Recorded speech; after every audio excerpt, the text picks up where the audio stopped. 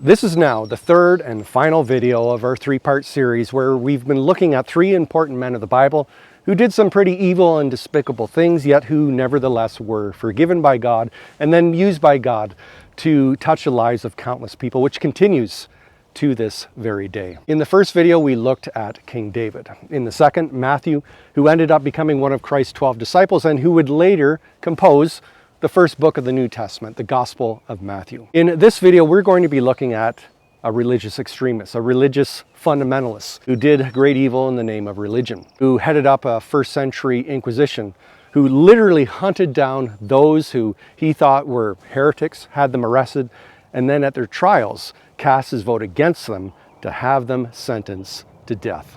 And the name of this religious zealot was Paul.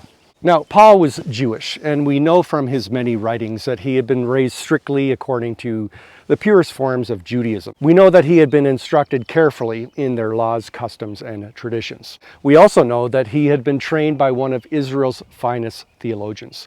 Paul ended up becoming a Pharisee and was a rising star in the religious establishment. And according to Paul, there was no one as fanatical as he was. Now, to understand Paul's mindset, the thinking of his fundamentalist mindset, we have to appreciate that Israel at that time was under the foreign domination of the pagan Romans. And to someone like Paul, that was a sure sign of God's divine displeasure, that God was punishing the Israelites, the Jewish people, for not being fervent enough in their devotion to him, not being rigorous enough in keeping his laws and decrees.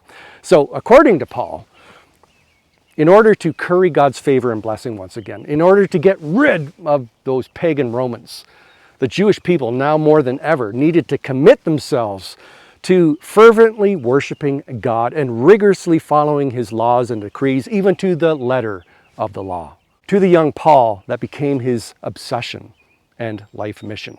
So when Christianity appeared on the scene and really began to take root in Israel, Paul saw that as the greatest heresy of all. And so with the backing of the religious authorities, Paul went out seeking Christians, arresting them, and as previously stated, at their trials when they were being sentenced, he cast his vote against them to have them put to death. But then something rather funny happened on a particular road. Paul, after devastating the churches in Jerusalem, he then headed off to Damascus to do the same. But while on the road to Damascus, he was confronted by the living Christ. And in a blinding flash of light, Paul was changed forever. Not just Paul, but the world as well. Now, after Paul repented of his evil, he was an entirely different person. He was no longer a religious fanatic, a religious extremist, a religious fundamentalist who was filled with bitterness and anger and judgment against others. But then, in perhaps the greatest twist of irony in the history of the world, God used this transformed man, this man who once hated and despised and feared the pagan Roman world.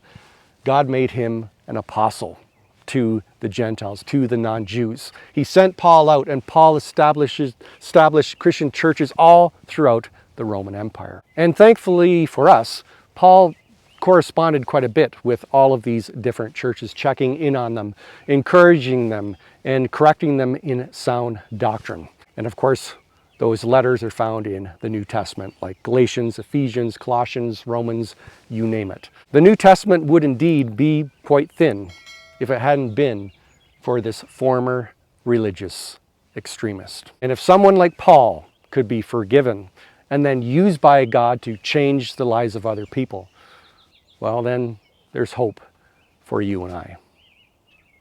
Now, if you haven't seen the previous two videos in this series, you can click on the end card over there. Please do consider subscribing, hit the notification bell. Thanks so much. I hope to see all of you next Thursday. Bye for now, and God bless.